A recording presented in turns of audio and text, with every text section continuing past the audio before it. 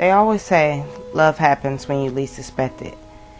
You know, as soon as you stop looking, you'll find someone and all that jazz. It may sound silly to some, but to some, it's an actual reality.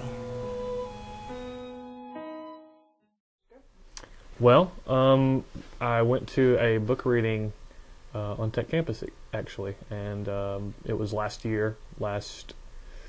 November, and I went there, and I saw her walking by on the way in. I was headed the other direction, actually, go to the English office real quick, and I came back in, and there was a seat next to her, and I sat down beside her.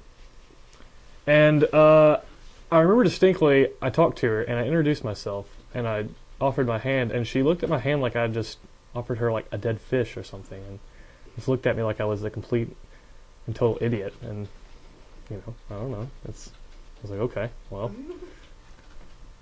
whatever. What did you first say to There her? was a person in front of me who was a roommate with one of the students in one of my classes, and she knew him through a creative writing course. So that was how the conversation actually started. I didn't really talk to her exclusively until after he'd kind of started the conversation that got us both involved in it, I guess. And so then, the book reading, we did the book reading. I don't think I said anything else to her that night, actually. And this might be a cliche of the Facebook age, but she added me as a friend on Facebook 2 days later, and so it kind of went from there. We went on a date a week later. Fate pushed them together, and they were unable to fight it. This was evident when Jess met John's parents on their first date. So what was the first date like?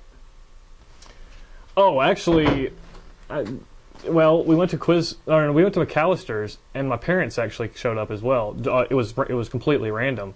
They were going there to eat as well. So she met my parents on the first date, which probably would have rather not have happened.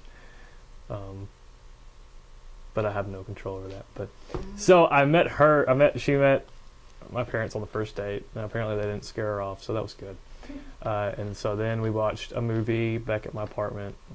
I think they came by to drop something off there later as well. My mom was just thrilled, I guess, that I was talking to a girl. Not all accidents are bad. Sometimes you just have to let them happen because you never know where they can lead you. You never know. You might have accidentally just met your one true love.